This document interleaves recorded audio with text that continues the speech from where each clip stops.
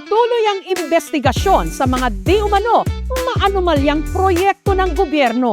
Sa linggong ito, inalam po namin kung paanong kinurakot ang ilang flood control project.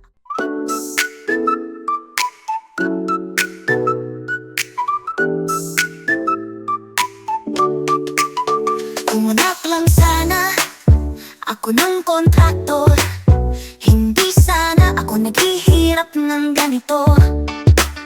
Kung anak lang sana ako ng kontraktor, araw-araw may pamanihan ako.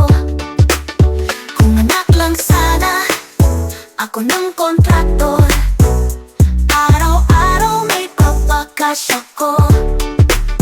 Kung anak lang sana ako ng kontraktor, kahit ilang dekada pa mabubuhay ako. 150 million pesos worth of sheet piles ay 50 million pesos worth lang pala. Limpak-limpak po yung kinikita ng mga kurakot pala. If you're stealing 1 billion a year, you're stealing 2.7